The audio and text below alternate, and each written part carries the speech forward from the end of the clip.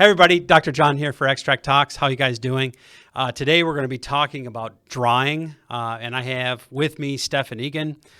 He's our Director of Research and Development and also does a lot on the commercial side. Welcome, man. I appreciate it. Thanks for having me. Always a good time. Stefan is one of these guys who has been around the industry for decades. He's got the OG tag on him, and yet at the same time, this guy has made the leap to the next stage, the next level. We've been doing a lot of GMP work together, for example. It's kind of nice to understand where we came from and then also where we're going with the whole entire industry. Absolutely. I mean, GMP is the future. I couldn't agree more. Yeah, I mean, you guys, if you're not actively seeking a GMP certification for your facility or thinking about CGMP production, you really need to be thinking about that, whether you're on the cannabis side or you're on the hemp side. And it doesn't really matter where you're at globally, in Europe, in the US, Latin America. We have tons of viewers in Latin America, plenty of viewers in Asia, for example. CGMP, as you guys know, is really where this whole entire industry is going globally. So, one of the topics that we're going to be talking about is how to dry your biomass in a way that it's not only GMP compliant, but also if you're going to dry it at scale, what are the GACP requirements that you might think about doing at that point in time? And then we'll also review some of the old methods related to curing because, a lot of the medical and recreational markets are still flower, Still an right? offering. Absolutely. Yeah. The craft of flower curing is still a viable craft so we're going to kind of start with that. Definitely. Well, that's a preference, right? No matter how advanced the extractions and stuff become, flower always has a value. I mean, it will always have a value and it will still remain a highly consumed product. So ensuring that you have good flower is going to help you be a viable business at the end of the day. Yeah, absolutely. And there definitely is a whole art to that. And there is a science to it. And we're going to kind of delve into the art aspects of it and then the science aspects of it. Let's start off with flower curing, because that is really, when you talk about quality flower, basically for smoking, right? It has to be cured in a certain way. And this is very old and actually very well known by many, many people that are familiar with the art. But someone who's just getting started in this, what would be some advice and tricks of that? And then we can get into the process a little bit. Okay. So if the stem doesn't snap, it's not ready to go into the jar. There you go. Right? Right. If it folds and bends, give it a couple more days. Right. Crucial. It's got to be crackly. Yes. You don't want too much moisture. We could put a measurement on that with a little sound meter. Yeah. And then if it cracked, if it had that nice little crackly, crack, crack, crack, crack, then you could probably, there you go. So that's how we measure that. Again, control, right? Exactly. Control. We got to. Yep. You got to be very specific. Got to be very specific. Very okay. specific. If the decibels don't hit, 50 plus on that little crack, it's not ready. Hey.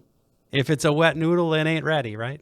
Exactly. It's just about the moisture content at the end of the day. We don't want too much moisture left in the plant when we go in to cure it, because then you're going to get a really heavy fermented smell. Right. Right. It's going to smell like hay, and no one wants that. Nobody wants a hay smell. No. I mean, could you imagine that? No, I can't imagine. I've smelt it many of times, and it's not preferable. Yeah. Okay. So then what? Then once it goes into the jar, you're sealing that jar or bucket if it's a screw lid bucket. Or even plastic bags if you choose to go that route. But at the end of the day, you're sealing it in a contained environment where there's no oxygen going in or oxygen going out. And you essentially, once a day, in the beginning, you're opening that cap, letting all that oxygen and moisture flow out of that jar. New oxygen comes in, seal it back up, and continue on that process. Yeah. As you get further down the line, you open up the lid less and less because the water is dissipating. It's going away. Right. So then we're about retaining all the terpenes, all the smell and flavors that are left in that bud, so that when you go to use it later, it's enjoyable and not hay-like. Right. I think I think of it like a soup. You need to let the flower stew in its own juices. Yeah. That's the Scandinavian in you. Yeah. Yes, I guess so. I guess that is. So I mean, it's objectively the case that chicken soup or stew is better the second day. It just is. It gets that. It's that beautiful. I don't share in that, but don't share in that. To each their own. That's all you. There's 4 principles of soup making. You have to have earth, air, fire, water. Okay. And so these are the things that you need. Someday we'll go through all the details of this. But Yeah. So anyway, okay. So let's move on. All right. So then now you have a wonderful stewed buds. The processes are there, so that's all wonderful. Okay. How do you scale that up? You talked about a jar. Okay. What's the next stage? So in my experience there's no real way to scale that effectively. The labor behind taking those jars off and all of that over time, that's not effective. So what we're seeing now is dry and cure rooms are one and the same at scale, right? You're maintaining the temperature, you're maintaining the humidity, the airflow of a specific space to ensure that you are effectively removing that water, from that plant material over a course of duration of 7 to 12 days, depending on your process. Right. So it's still going low and slow, just like in the lab, right? We want to, when we're drying and curing, to maintain those terpenes and retain that flavor, we got to go slow. Let that natural process of the plant breaking down and opening up a little bit happen on its own. Right. That makes sense. I mean, so just think about the reactions that are taking place. I mean, you have the terpenes themselves that are highly reactive and they're reacting with each other. Some of them are breaking free of the resin matrix in the trichome, right? They're reacting there, producing a different aroma or a ever-changing aroma, right? And then you have breakdown reactions or combination reactions happening in the resin itself. And those take time. And that's why I need to have a certain amount of time in the jar or in the room or in the curing room to get that wonderful taste and flavor that everybody likes, right? Absolutely. Yeah. Got to have the perps. So it really is about the reaction time. Typically, what kind of temperatures, let's go through the process a little bit. What temperatures and humidity, in your experience, what have you been doing? The 60-60 method always works well. 60 degrees Fahrenheit, 60% humidity. It's always a good place to start. So really kind of cool, a lot cooler than room temperature, right? How would you actually set up a room to make this happen? Make sure I have air conditioning first, right? You want to ensure that you have a dehumidifier or humidifier, depending on your location, to maintain at least 60% humidity. Over the course of the next 7 to 12 days, you're going to be reducing the humidity in the room every 2 days, down to no more or no less than 50%. Right. So then you have an endpoint that you're looking to achieve. That's a 50% humidity. And once you achieve that, your plant is now effectively fully dried, right? I like to leave it in there for an extra day or two just to let it kind of saturate and marinate in its own goodness. And then that's typically when the buds are ready for sale. They're ready to be packaged up and out the door. Okay. Let's talk about spacing. You should allow enough airflow around, right?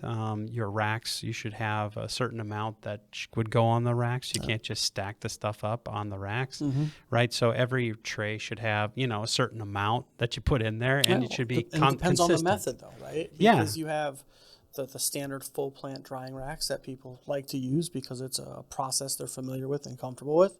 But then now you have the racks where the buds are removed from the stem itself, placed in these essentially like an old McDonald's type burger case with holes in it so air can flow, and they're wrapped and stacked. And you can fill a room with 800,000 pounds ready to go vertically in these little racks. So there's all these different technologies that are coming out to kind of speed up this process and make it more efficient. Yeah, these are like basic like oven proofers. Yep. With the trays they're perforated, right? So that so then they have so it's important obviously that if you stack those really close to each other, you fill up the room, you won't have enough air flow in between in between the racks and also in between the flow. So that's one thing I would just comment on consistency of the airflow across both cross section, right? And for sure, you should know where it is. Like obviously at the wall, the airflow is zero, right? And as you go out, it's going to have a greater airflow. If you don't design that properly in your room, you're going to have a lot of pockets of no sweeping of the air out. So you want to have a good design there, right? For sure. But the technology is available. Yeah, absolutely. The industry is changing very rapidly. Yeah, that's essentially the room itself. And you said that you were using like an air conditioner. How's that work? Do you do a recirculation, or is the air conditioner outside the room, or what do you typically do? And the same thing with a dehumidifier, which is similar. It's just an air conditioner. So it depends on the scale that you're working with, right? Obviously, if you could have the air conditioner compressor outside, so we're not adding extra heat into the room, that'd be great. Mini splits work really well to maintain that if you have a smaller environment, or standard HVAC can work as well. It really comes down to ensuring you can maintain that moisture content in the room. Dehumidifiers, depending on the scale, I've used them small spaces with a little dehumidifier in the room. Problem is that kicks off heat just like an AC would, so it gets a little more difficult controlling the temperature. But it's doable. In a perfect world, you have both compressors and dehumidifiers outside with the capability of maintaining 60 degrees Fahrenheit and 60 degrees or 60% to 50% humidity with really good airflow. Ideally, I'd say an air exchange every 15 minutes would be great. Yeah, I think you can calculate that depending on how big your room is, right? Mm-hmm. We would typically look at that material handling prior to the actual extraction. So people would come to us for extraction and they would say, hey, what do we do with drying? Are we going to design a room? Or are we going to buy a piece of equipment? Or, how are we going to do this? So it depends on what your goals are, ultimately, right? If your goal is to be a high quality, high margin product, then building the room is ideal because that's going to give you more control over your end product. If you are looking for efficiencies and it's about volume for you, that's when we go to looking at equipment to get the job done. Mm-hmm. And that's my personal way of doing it. Yeah, I think so. I mean, yeah, I think the equipment would be, just basically a contained room or a contained area. Right. With a heater and means to get out the moisture, essentially, right? Yep. The other things that people typically are wondering about would be, what kind of measurements do you typically use inside of the room? We have a couple different ways to do that and take a look at it. When we do like drying rooms, we typically use dry bulb temperature, wet bulb temperature. We use relative humidity and, some of the enthalpy cycles that you would normally use in an HVAC setting, so you'd understand what's the inputs and outputs. If you have those, you can calibrate them quite easily, and they're really good measurements for understanding what's going on inside your system. So that's typically what we would use, along with some like just a regular humidity measurement and some temperature thermostat, a typical thermostat on the wall. If you go into a GMP setting, it's really important that you have a way to control the manufacturing process, right? Because it will have an impact on downstream quality, and so it'll have an impact on identity, quality, purity, all of those items, that critical parameters. So, something you want to think about is really how you're going to control that process, and then so what we see typically is the lack of written processes actually in drying areas, and the lack of specificity as to like, okay, well, you just put in this amount of material in there, and then all of a sudden it comes out after a certain amount of time. And how do you know it's dry? Well, we look at it or something like that. It cracks. It cracks. It's very crackly. If you could say when the crack is above 69 decibels, it's true. Then it's ready to go. Then it would be ready to go. And we calibrated that decimal meter. We calibrated that sound meter. So if you can think of, I think that those organoleptic qualities are also, they're perfectly fine. Like, does it smell good? Right? And yeah, absolutely. It plays a role. Yeah, especially if you have some sort of standard by which to, okay, well, here's my standard, here's my standard biomass. And you're always comparing it to that, right? And maybe, over time, you'll obviously you'll know, get comfortable and understand and trust your senses. Right. But right out the gate, I think it's important to have those measurements, right? Especially if you're doing this to make money, because those measurements help you ensure continuity. Yeah. Right. You can take something that maybe has to do with like a smell profile, and you can do, like GC on them, right? So you can do what they call sniff GC, or even like headspace GC, and get your terpene profiles out that way, and say, okay, well, that's my consistent terpene profile. Now I get that out of there. So you would need to do a sampling then, and that's something you want to think about when you are in a GMP setting, is 100%. How you're going to sample, and how do you know, about when to sample, and how to sample, and where to sample, and how much to sample, and then what your testing is going to be, and is your sampling going to, kind of change the room because you're going into the room, right? So those are the types of things that you need to be thinking about with your GMP type of ideas there. So, but you can make, you can also make all of that perfectly fine with like a recreational thing, but you probably wouldn't want to do all those tests. No, you wouldn't. But I would still recommend doing them periodically because that's going to identify your genetic drift. Yeah. Right? A lot faster, a lot easier than all of a sudden you grow a full harvest and realize, oh no, I'm not hitting the numbers. I can't sell my product. Right. Right. So having these tests periodically is still really, really helpful. Right. Yeah. Having a good, someone who's thinking about process control, if you do that when you're building your process, when you're building your SOPs and you're saying, okay, well, what are the measurements that would really inform that this process is truly under control? Right. Then that, if you have a baseline, then you can actually just measure changes in your baseline over time, right? You don't actually have to do it every time, right. Especially if you're in a recreational world. If you're in a GMP world, you're probably going to want to understand what those measurements look like from baby batch to batch. Right. And at some point in time, if they never change, then you always say, okay, my process is 100% under control all the time, right? Yeah. Interesting thought. Yeah, I mean that would be pretty novel, wouldn't it? I'm 100% solid all the time. Yeah, that's all about drawing. We covered the topics of GMP drawing. We covered the topics of more recreational drawing. If you guys want to learn more about this, we have a guide that we wrote. It's now several years old. It's a few years old, but it is revamped. Yeah, we've done some revisions over time, right? Yep. If you guys want to go to our website, you can find that under our resources tab.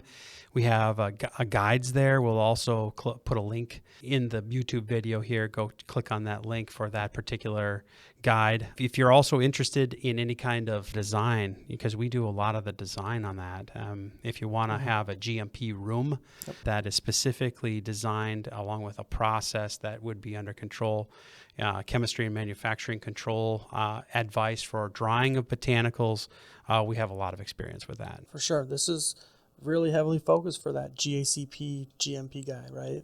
Good agricultural collection practices, good manufacturing practices, core people, because that's crucial in moving forward. Yeah, absolutely. So with that, I guess you guys have a good one, and we'll catch you later. See you later. Bye.